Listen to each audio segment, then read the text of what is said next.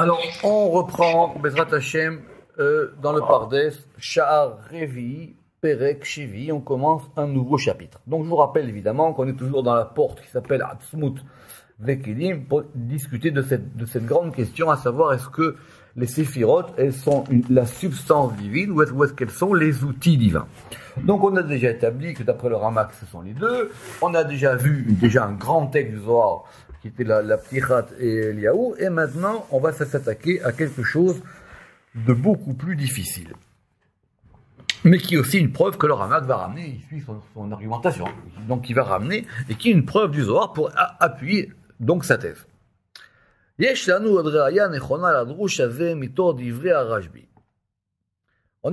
a de plus une autre preuve, nechona, convaincante, bien, à propos de cette explication, depuis les paroles de Rabbi Shimon Bar Yochai dans le Zohar.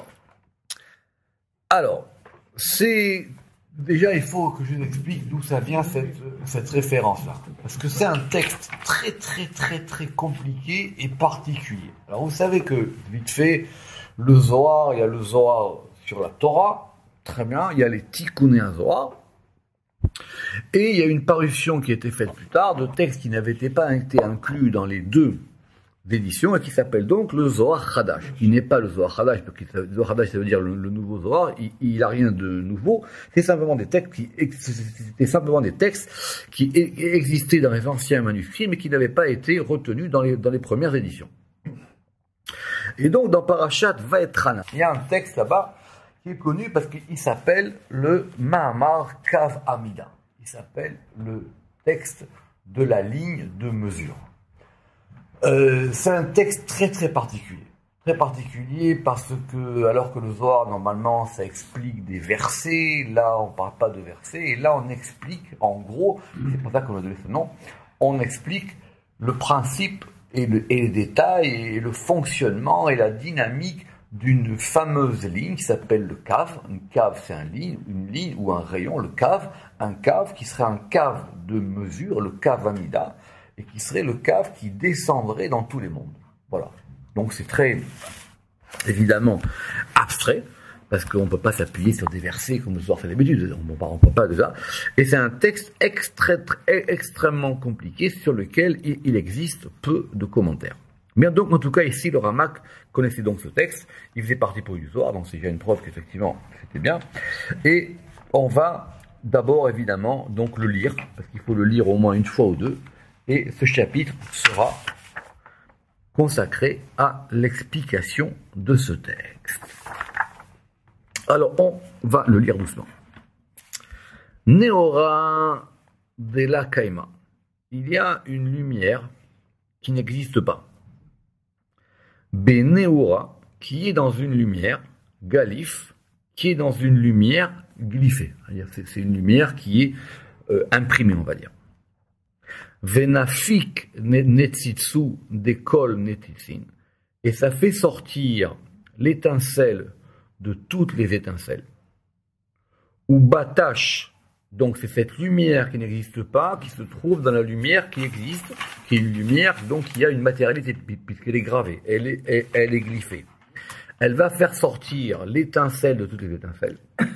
Ou batash go rahava de rahavan, et elle va frapper dans la volonté des volontés. Ve'ittemir be, et elle va se cacher là-bas, elle va s'enfuir à l'intérieur de la volonté des volontés.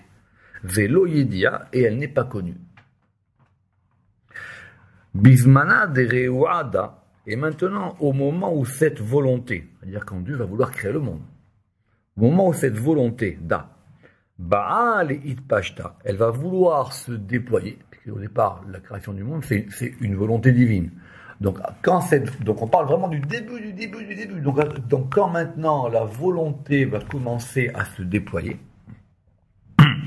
Nafik Ainetzitsu Detamir va sortir cette étincelle qui était enfouie, Go Aou Reuta, qui était enfouie dans cette volonté. Kegavna, de la manière de itrasé vela itrasé, d'une manière à ce qu'on la voit et qu'on ne la voit pas. les Itkaima Kegavna, pour qu'elle puisse se maintenir. Alors, soit c'est Begavna, soit c'est Kegavna, de façon à ce qu'elle puisse se maintenir comme une nuance ou dans une nuance. Puisque si cette lumière, elle sort maintenant, donc elle va commencer à avoir une existence. Alors, il dit que, mais elle va sortir, mais d'une manière à ce qu'on la voit et on la voit pas. De façon à ce qu'on peut quand même déjà lui donner un attribut. Kad. It pashat reuta. Lorsque va se déployer cette volonté, batash ainetzitsu de'arze, va frapper cette étincelle qui se voit. Gvan delo gvan, avec une nuance et sans nuance. Gvan, ça peut être aussi une couleur, hein, avec une couleur et sans couleur. Ve'al be'ai itpashtuta, et elle va rentrer dans ce déploiement de la volonté. Venafik begavane, et elle va sortir dans ses nuances ou dans ses couleurs. Vesalka, et elle s'élève. Venarta, et elle descend. Vekaima besiluka, et elle va se tenir dans une élévation. Goreuta, à l'intérieur de la volonté. Ve'it pashtuta, et le déploiement. Pour le moment, on lit, d'accord? C'est comme ça le Zohar. Il faut lire 10 fois, 30 fois, 40 fois, et après on explique. Batash reuta. Maintenant, cette volonté, elle va frapper. It pashtuta dile, elle va frapper son déploiement. Besetimu delaitiada, par un aspect caché qui n'est pas donné à être connu. Veafik neurin des kikin, et elle va faire sortir des lumières subtiles, kelilan kechada, qui sont totalisées en une, donc des lumières qui vont n'en former qu'une. Kad ba'an lenafka anetisu. Et lorsque veut sortir cette étincelle, dit neurin, qui est à l'intérieur des lumières. D'accord, il y a des lumières qui sortent, mais cette étincelle qui était depuis le début, elle va être à l'intérieur de cette lumière. Batash be'ahu itpashtuta, elle va frapper ce déploiement. Alors, on a deux versions, soit ve'itrachik, soit ve'idachik. Si on dit ve'itrachik, elle va s'éloigner, et si on dit ve'idachik, elle va être repoussée. Ou migo richiku, et du sein, soit de cet éloignement, soit de ce repoussement, Nafkin, inin, inun, neharid vont sortir ces lumières, des kikin subtiles, ve'ishteme'u kechada, et elles vont être comprises comme étant une seule lumière. Kedin, alors, alors maintenant, qu'est-ce qui va se passer? Cette étincelle, elle va montrer en elle ses nuances ou ses couleurs, et là maintenant, et elles vont se teinter toutes, Kechada, ensemble, Chivar Vesuma, Kiaror Veakam, c'est-à-dire le blanc, le rouge, le noir, le blanc, le rouge, le noir et le vert. Je vous rappelle, c'est les quatre couleurs fondamentales pour les sphirotes.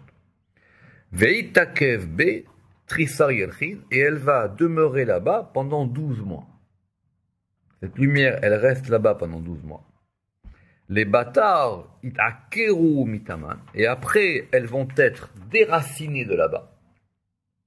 Ve'ashtilu, et elles vont être plantées. Comme c'est un shtil, c'est comme on plante, comme on met le début, comme on met une graine, quoi. Be'atrachra, et elles vont être plantées dans un autre endroit. Ve'ain etzitsu salka venarta, et cette lumière, elle salka, elle s'élève et elle descend. VA crée, et ça va s'appeler, retenez bien ça, c'est un concept fondamental, et ça va s'appeler Butsina des Kardunita. Ça va s'appeler la lampe. Alors, on verra, c'est vraiment un terme très important dans le Zohar, cette Butsina. Alors, il y a évidemment, soit c'est Butsina des Kardinuta, soit c'est Butsina des Kardunita. On verra les manières. Et en gros, c'est pas facile à traduire. Butsina, c'est une lampe, mais des Kardunita, c'est soit une lampe obscure, soit une lampe forte, soit une lampe qui diffuse une lumière particulière. Mais c'est quoi cette fameuse lampe? Cette fameuse Butsina des Kardunita, c'est le cave. C'est cette lumière qui pénètre à l'intérieur de toutes les sphirotes et qui va leur donner leur vie. Donc ici dans ce texte, on voit comment est-ce que cette lumière, elle va se former. Aïe itkin. Alors maintenant, cela est arrangé. Ou batash bekol netian, et elle va frapper dans toutes les pousses, parce qu'au départ on avait les chines, maintenant on a les netian, c'est-à-dire c'est un degré, c'est-à-dire ça a commencé à germer. Néourine, des lumières. Veomerlo gedel, et elles vont lui dire grandis. Donc cette lumière, elle va frapper des choses qui sont en train de grandir, et elle va leur dire maintenant grandis. On verra, il y a un midrash qui dit qu'il n'y a pas une herbe qui pousse s'il n'y a pas un ange qui la frappe et qui lui dit lève-toi. Kedin afik maboué. Alors maintenant, elle va faire sortir un jaillissement. À où itpashtuta, ce déploiement. Alors soit on a qui est un monde, soit on a qui est supérieur, soit c'est Alma, soit c'est Ila. Kadma, premier. Vechachir, et qui est obscur. Venaïr les kouléou, et elle va éclairer tout. Veit rabiou, et elle va s'agrandir. Be'aï butsina des cardunita, et dans cette lampe obscure, Naïr mandenaïr va éclairer ce qui éclaire. Vesalka venarta, et elle va s'élever et descendre. Veit pashat bekol citrin, et elle va se déployer dans tous les côtés. Urdin, et alors maintenant, elle va s'appeler Kav Amida. Urdin ikre Kav Amida. Et maintenant, ça c'est ça qui va s'appeler la ligne de mesure. Donc c'est la lumière, j'aime pas le mot, c'est la lumière primordiale qui descend depuis la volonté des volontés et qui va maintenant se déployer à l'intérieur de tout ce qui se passe dans tous les mondes, etc. Évidemment, les sphirotes, ce seront des aspects complètement extérieurs et beaucoup plus externes que ça. Vekaima mishrata. Alors, et elle va maintenir. Alors, ce terme de mishrata, hein, c'est pas évident. Mais mishrata, en général, on va traduire que elle va faire tenir mishrata sa mesure. Elle va faire tenir sa mesure. Le'ela vetata, en haut et en bas. Kav amida. Et maintenant, le Zohar, il met les deux termes ensemble. Kav amida. Cette ligne de mesure. Butsina de cardunita. Donc, qui s'appelle cette lampe obscure. C'est Tima de Kolzetimin, qui est le degré le plus caché de tous les cachets. Évidemment, c'est une lumière complètement subtile et intérieure. Mashratan ira de Atkin. Elle va maintenant mesurer la lumière qui est, alors de Atkin, qui est réparée. Chez Pirou les Kula, et ça va former la beauté de tout. Aou chez Pirou denafik mipchitu kalma. Et donc, de cette beauté qui sort du premier déploiement, et c'est ça qui va les réparer, Iyu Atkinun. B. Kaiman, les Mashrata, les Elavetata. Et maintenant, dans elle va se tenir la mesure pour l'en haut et pour l'en bas. Man Dezake Be'ai, tout celui qui mérite cette lumière. Veyadebe, et qui la connaît. Zachele Minda, il va mériter de connaître Bechormata démarrer la sagesse de son maître, c'est-à-dire la sagesse du grand patron. Zakarulake Bayalma, heureuse sa part dans ce monde-ci, ou Be'alma Deate, et dans le monde qui vient, Atkan Lishono, fin de la citation du Zohar. Vous avez compris que c'est compliqué. Raïno Shelo Leharir Bedigduk la Shonama Amar. Il dit, on va pas non plus prendre beaucoup de temps à analyser ce texte mot à mot. Et là, les faresh auto becheskatiad. Mais on va quand même l'utiliser, enfin, l'interpréter avec une main forte. Mipne chez enbo avana kolika, parce que il est incompréhensible. Ve'al pidarkenu yidber. Et donc on va l'expliquer selon notre méthode. Et à kol bedrat Hashem, et tout ça avec l'aide du patron. Alors on reprend. Mais vous avez compris quand même l'idée du texte. Et vous avez compris à quoi il va nous servir. Il nous sert à montrer qu'il y a un élément de la substance divine qui est le degré intérieur et vivifiant de tous les mondes. Donc on est bien dans notre sujet. Vous allez dire dans la Ptirat Eliyahu, c'était déjà clair. D'accord? C'était clair, la pyramide des Léo, on a bien vu qu'il y avait, comme il avait dit, un jaillissement, une irrigation qui irriguait l'arbre, etc. Enfin, on a compris. Là, ici, c'est plus compliqué, c'est un autre niveau. Parce que là, du coup, on peut remonter jusque vraiment avant même qu'il y ait une volonté de créer le monde.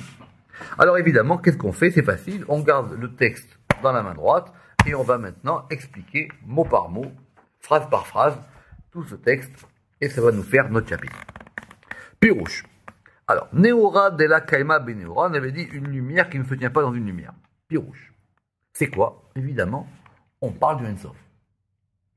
Le début du texte, quand on avait dit qu'il y avait une lumière qui ne se tient pas, Beneora, Neora de la Kaima Beneora, une lumière qui ne se tient pas dans une lumière, de quoi on parle? On parle évidemment, on est remonté à l'origine absolue, c'est-à-dire le Ensof. Melech Malche Melachim, c'est-à-dire le roi des rois, Sheu Or Meir Lechol Haorot, qui est la lumière qui va illuminer toutes les lumières. C'est la lumière de toutes les lumières. Veim Kolze, mais évidemment, cette lumière-là, En Omed Beor Sirot, c'est pas une lumière qui se tient dans la lumière des Sirot. Les Sirot, ça sera beaucoup plus tard.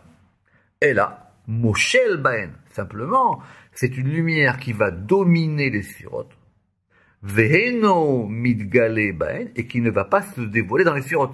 Que ce sont les Sirot qui vont opérer le dévoilement. Qui ou Bemitziyuto Amechuyav, Aomed Beatzmo. Parce que dans son existence nécessaire, cette lumière-là, Aomed Beatzmo, elle se tient en elle-même, comme elle était avant son déploiement dans les Sirot. C'est une lumière qui ne va pas changer d'intensité selon les Sirot. Ou peut-être, autre explication.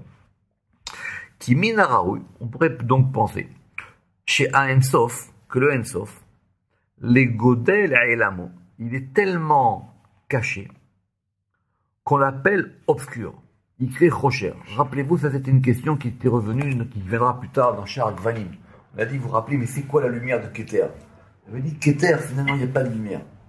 Donc, soit c'est un blanc absolu, soit c'est un noir absolu. C'est quoi un noir absolu?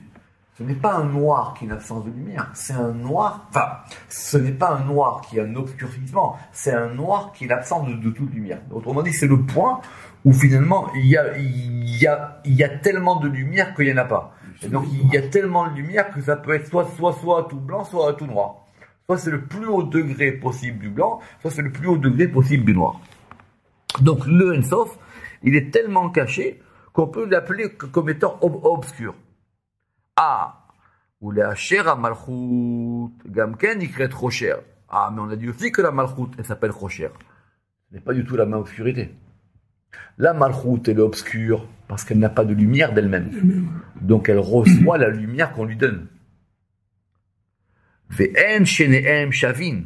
Mais il dit, il n'y a aucun point de comparaison possible entre ces deux obscurités.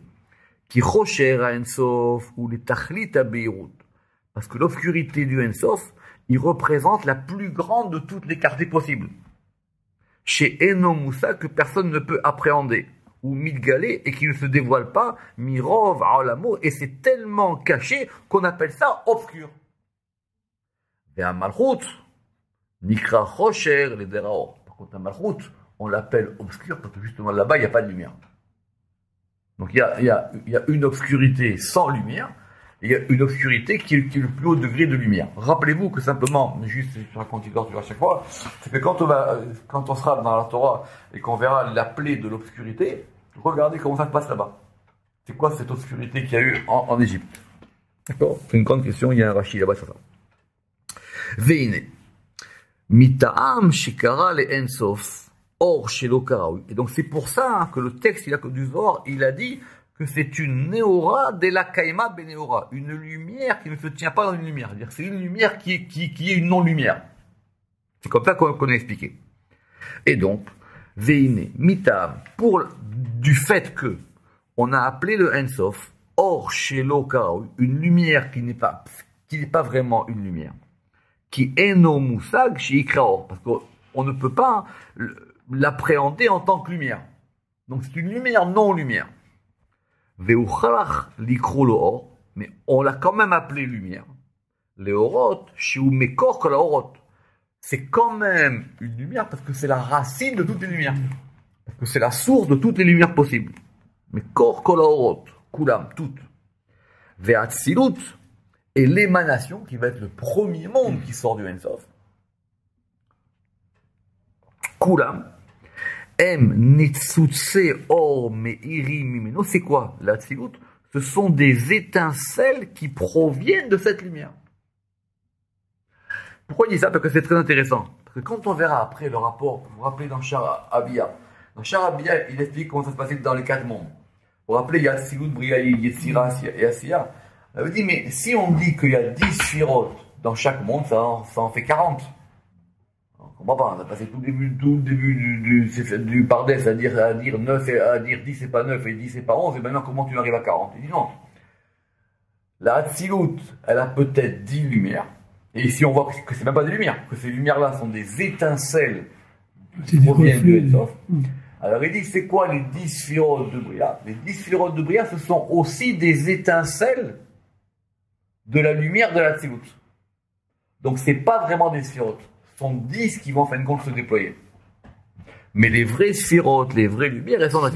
Mais maintenant, c'est clair que la Hatzilut, par rapport à Ensof, c'est ça qu'il dit ici, vers Hatzilut, Kulam, Em Nitsutse, Or, Meiri, Mimeno, ce sont des étincelles de lumière qui sont éclairées de cette lumière-là qui se trouve à l'intérieur du Ensof.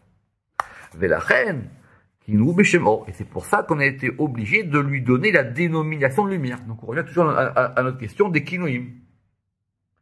On l'a appelé lumière, oui, parce que le Ramchal est dit, parce que la lumière, c'est finalement l'élément matériel le plus subtil qu'on a.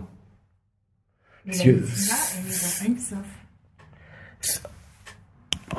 Qu'on lui attribue cette notion de lumière, comme il dit, parce que la lumière, le Ramchal dit, dans les éléments matériels, c'est l'élément le plus subtil qu'on a pour désigner quelque chose de subtil. Ve'acharkar, iken beze.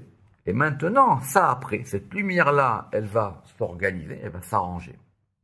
Chez Afalpi, chez Karaou Or, et no Or Moussak, parce que bien qu'on l'ait appelée lumière, c'est pas une lumière qu'on peut percevoir. Et là, or n'est là, mais c'est simplement une lumière cachée. Chez En Raoui, chez Ichounou, Beshem Or, et que donc on ne peut pas normalement lui donner le nom de lumière. Et là, Neora de la Kaima Beneora. C'est pour ça que le Zohar il a dit, ça s'appelle comment? Neora de la Kaima Beneora, une lumière qui ne se tient pas dans une lumière. Donc on n'a pas trouvé d'autre manière pour expliquer ça, de dire que c'est une lumière. C'est une lumière du point de vue parce que c'est la source de toutes les lumières.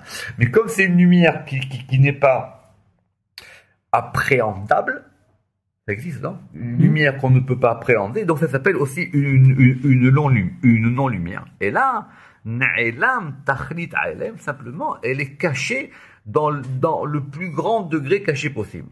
Oir, c'est Néora. Ou alors on dit non, c'est vraiment une lumière. C'est les deux. C'est une lumière et c'est une non-lumière. Pirouche, c'est quoi? C'est le Ensof lui-même. Et le Ensof lui-même, on peut l'appeler le Zohar Meir. C'est quoi Zohar Meir? Vous savez qu'il y a plusieurs termes en hébreu pour expliquer la lumière. Zohar, c'est un des termes. Zohar, on va dire, c'est la splendeur. C'est une splendeur éclairante ou illuminante.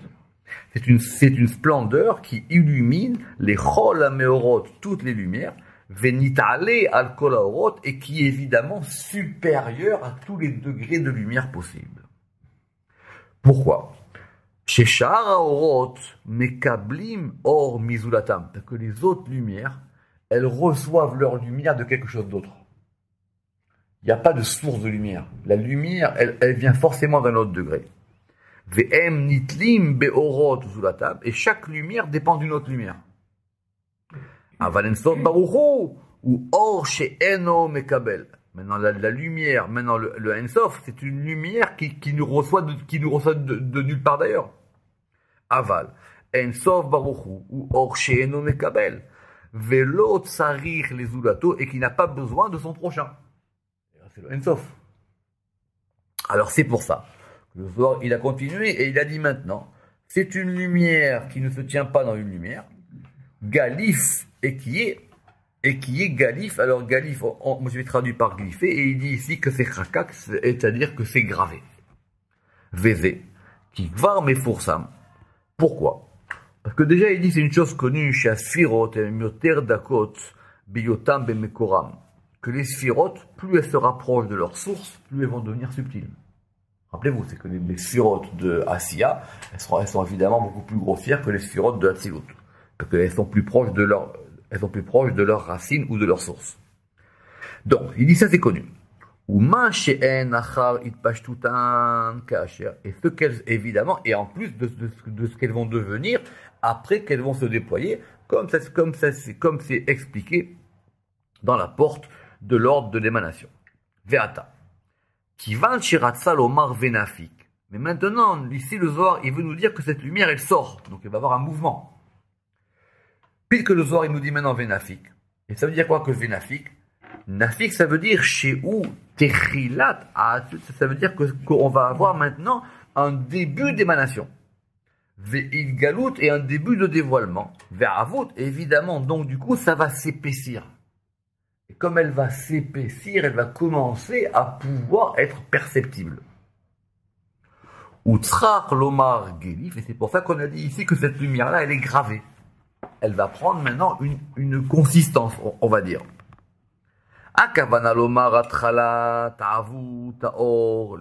Et donc, on veut nous dire quoi? On veut nous dire que c'est le commencement de l'épaississement de la lumière en vue de son dévoilement. Kol ve derech mashal, et évidemment, tout ça n'est qu'une comparaison, c'est une parabole. C'est une parabole pour notre petit cerveau, enfin, pour notre petit cerveau humain, el sechlenu anoshi, ou da'atenu akatsa, et notre connaissance toute réduite. Et c'est pour ça qu'on a dit ve'amar venafik. Et c'est pour ça qu'on a dit maintenant et elle sort. Pourquoi? Parce que quand on dit ve elle sort, chez Upoel Omed, c'est un présent. Velo amarapik, et on n'a pas dit elle fait sortir. Nous simplement, on peut juste voir le moment où elle sort. On ne voit pas le moment où ça fait sortir. D'accord? C'est important, c'est une distinction de grammaire. Vous voyez comme quoi le grammaire, il dit le voir à la grammaire près. Mipne. Parce que, qui a netsut sota ele, parce que maintenant ces étincelles-là, dont on vient de parler, emaetsem amitpachet betoch asfirot, elles sont la substance qui va se déployer dans les séphirotes. C'est clair ça? Kacheridber, comme cela sera expliqué, Veliot qui zemetsiout atzmuto. Et c'est ça la réalité de cette substance qui va se déployer dans les séphirotes. Velachen amar venafik. Et c'est pour ça qu'on a dit, et ça sort. Pirouche.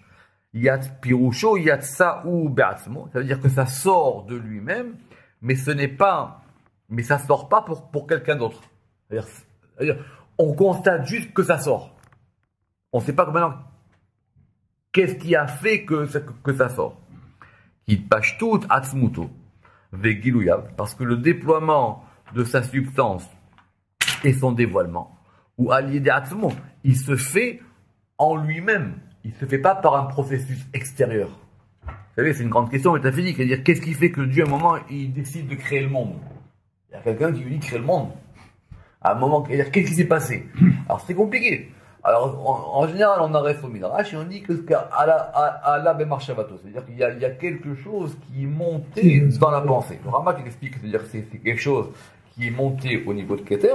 Mais ici, on voit bien maintenant comment ça se passe au niveau même de Ensof. Alors, on reprend. Neura de la Kaima Beneura, la lumière qui ne se tient pas dans la lumière, Galif, qui est une lumière glyphée, gravée, Vénafik, et qui sort. Et elle fait sortir quoi? Elle fait sortir cette étincelle de toutes les étincelles. Netzitsu de kol netzitzin. Pirouche, c'est quoi? Or, à Meorot, il s'agit de quoi? Il s'agit de la lumière de toutes les lumières. Neshama la Neshamot, qui est l'âme des âmes, c'est-à-dire c'est le degré le plus haut. Vous savez, c'est l'âme de l'âme. Chez où Etsem à Elokut, qui est donc la substance divine. Qui sont, et c'est quoi cette substance divine? ce sont les 10 séphirotes substances par rapport aux 10 séphirotes corporelles. Vous vous rappelez de cette distinction qu'on a fait dans les cours précédents. Et ces séphirotes-là, elles sont l'âme des séphirotes qui seront appelées comme étant les ustensiles ou les outils ou les corps. Comme on l'a expliqué dans les chapitres précédents, qui est Pirachnou, Beprakim, Akodmi. Donc cette lumière, elle va commencer à sortir maintenant. Et ça va s'appeler l'étincelle de toutes les étincelles.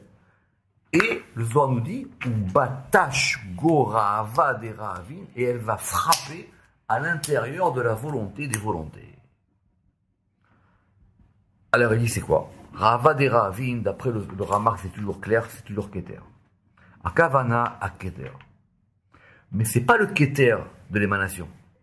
C'est le Keter qui est encore enfoui dans le Ensof. Akavana à Keter, biyoto ne'elam be'ensof. Et quand le Keter il est encore enfoui dans le Ensof, alors on l'appelle la volonté des volontés. Veine, et alors, Batashbo, il va frapper. Donc en fin de compte, c'est cette lumière qui va frapper dans le degré de Keter qui est dans le Ensof pour le faire sortir. Et pour le faire sortir, il faut qu'il y ait une lumière. Il ne sort pas tout seul. Veine Batashbo, Leid Galot. Et donc maintenant, il va le frapper pour qu'il se dévoile. Et maintenant, cette étincelle, elle va être enfouie à l'intérieur de Keter. Pourquoi? Parce qu'il faut bien que ce Keter-là, il ait une âme, il ait une vie. Donc c'est cette étincelle qui va lui donner vie et qui va lui permettre d'être émané. Et là, parce que c'est cette étincelle-là qui va s'appeler l'âme de Keter. Et c'est ce que dit la suite du Zohar, quand on a dit maintenant qu'est-ce qui se passe. Cette étincelle qui est de toutes les étincelles, elle va frapper à l'intérieur de Rahava des Rahavan, c'est-à-dire la volonté des volontés qui est Keter dans le Ensof, et elle va se cacher en lui. C'est comme une lumière qui rentre à l'intérieur. Elle se cache en lui. Vela Yedia, et on ne la connaît pas. Et c'est ça qu'il dit. Non, on relit. Veine, Batashbo, Leid Galot, elle va frapper en lui pour se dévoiler. Et cette étincelle, elle va se cacher, s'enfouir dans le Keter, comme il se doit. Parce que cette étincelle, elle est comme une âme pour Keter. Et c'est ça qu'on a dit, c'est ça que Zohar il a dit, ou mitmater be velo yedea, et il est caché en lui et on le connaît pas. Akavana, lo aya mitgale, lo aketer, velo anetzitsu. Maintenant, alors, Akavana, lo aya mitgale, cela n'est pas dévoilé, ni ce degré du Keter, ou ni pour le Keter, on peut dire les deux. Vélo anetitsu, et ni cette étincelle, Asher ou Neshama Elav, qui est donc une âme pour lui, tellement c'est enfoui. Donc c'est là, maintenant, cette étincelle, elle rentre à l'intérieur de Keter, qui est dans le Ensof. Point. Le Zohar reprend. Maintenant, Bismanadera Vadaba'anit Pashta. Et maintenant, quand cette volonté, elle va vouloir se déployer, c'est-à-dire que maintenant ce Keter, il va maintenant devenir, pas tout de suite, mais il va être en devenir pour devenir le Keter, la première séphira de la Hatzilut. Qu'est-ce qu'il va dire maintenant, je crois? Pirouche. Rava Nikra Keter. Alors, déjà, il faut revenir. Pourquoi est-ce qu'on a appelé Rava Keter? Alors déjà, vous savez que cette notion de Ratson, en hébreu, elle n'est pas claire. Parce que nous, on va vite et on traduit Ratson comme étant une volonté.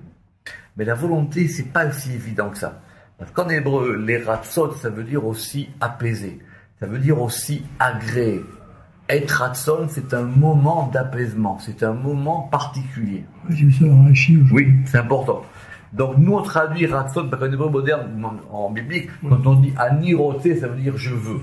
Mais Anirotse, ça veut dire le moment est propice pour agir. Comme par exemple dans la Hamida, on dit Retse Hachem, ça veut dire que Dieu agrée nos prières. On ne peut pas dire, on ne dit pas à Dieu veuille nos prières. que c'est le verbe vouloir. Ça veut dire accepter, agréer.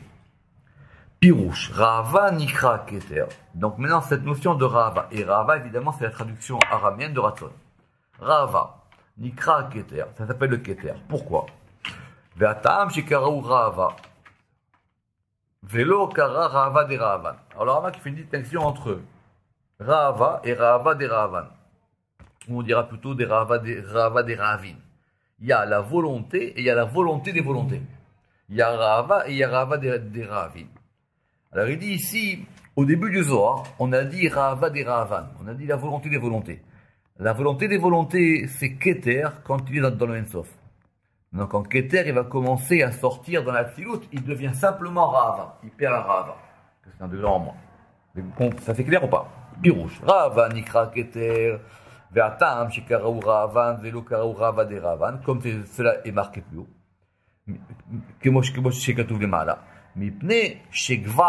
Pourquoi? Parce que maintenant, il a déjà été émané. Ce Keter, il est déjà sorti. Ve'omed, Le'atsil. Et maintenant, lui, il va être là pour pouvoir émaner à partir de lui les autres séphirotes. Sheyeshlo, Gilou, Yoter, Veyoter, Mi Beyoto, Nelam Ben Sof. Et donc, comme il est maintenant dévoilé, donc il est plus dévoilé de ce qu'il était quand il était caché à l'intérieur du Ensof. Velachen Nikra Rahava Levad. C'est pour ça qu'on l'a appelé simplement Rahava. Moré à la Gilou, parce que c'est pour indiquer qu'il a été dévoilé. Ba'alit Pashtam. Donc maintenant, quand il va vouloir se déployer, à Kavana, ça veut dire quoi? Ça veut dire quoi que maintenant ce Keter, il se déploie. À Kavana, Sheratsa à Keter les Idgalot, c'est-à-dire que Keter, il veut se dévoiler. Ou les Atsil, Idpashtout, et pouvoir émaner un déploiement qui va être quoi? C'est quoi le déploiement naturel de Keter? C'est Rorma. Qui dit? Ou les Atsil, Idpashtout, Shia Rorma. Ima Sphirot, avec toutes les Séphirot qui sont enfouies dans Keter. Alors pourquoi? C'est une autre question dans le Rama qu'on verra plus tard. C'est que ça ne sort pas aussi simple que ça. Quand on fait une compte, dans Keter, il y a tout. Dans Keter, il y a tout. Quand Keter, maintenant, il sort, il fait Rorma sort et Rorma garde 9. Et Rorma donne à Bina et Bina 8, etc., etc. À chaque fois, on fait une compte, tout est dans Keter. D'accord? Bon, ça, on verra plus tard. Enfin, je crois qu'on a vu même dans les portes d'après. Donc maintenant, quand cette étincelle-là va sortir, Nafik Ainetisu. Alors il dit, c'est évidemment une chose claire d'après tout ce qu'on a vu. Chez Kodem, Atzilut, Asfirot, ou Tzrach, Leasin, Neshama. Avant de faire émaner des Séphirot, il faut déjà qu'elles aient une âme. Il faut déjà qu'il y ait quelque chose qui les fasse vivre. Qui a Neshama, il s'y bat à Sfirot. Parce que la Neshama, c'est la cause des Séphirot. Il n'y a pas de Neshama, la Séphirot, elle ne peut pas vivre. Elle a d'abord une Neshama et après elle va devenir de la Séphira en tant que Kéli. Ve'ua megadel ou mehayeotam. Et c'est cette âme-là qui va permettre aux Séphirot de grandir et de vivre, comme cela a été expliqué plus haut, et comme cela sera expliqué encore après, Bezrat Hashem. C'est Imchen. Et donc maintenant, il faut qu'on organise maintenant comment est-ce qu'on va faire émaner l'âme des Séphirot. Et c'est quoi cette âme des Séphirot? L'âme des Séphirot, Keter, il a déjà reçu son âme dans cette étincelle dans le Ensof, et maintenant il faut que chaque Séphira, elle reçoive aussi cette lumière. Et cette lumière-là, elle va s'appeler pour elle Saneshama. Sheu a Netzitsu Dehainu Or Amir, c'est-à-dire la lumière qui va éclairer, ou Mitnotses, et qui va étinceler dans les Séphirot. Ve'acharkar, et donc après, Yidgale Veitasel Horma, et après maintenant elle va se dévoiler et va être émanée la Horma, Sheu Etsem a Séphira, et donc après, alors une fois, donc il faut l'âme de Horma, et l'âme de Horma après va se former la substance de Chorma qui est donc son Kéli, qui est son réceptacle. Ve'acharkar yikanes anetzitsu ve'aneshama betorma, et après va rentrer cette étincelle et cette âme à l'intérieur de Chorma. On verra la suite, ça c'est déjà compliqué pour une première fois aujourd'hui, ça c'est un texte très difficile. Baruch Adonai Le'olam, Amen ve Amen.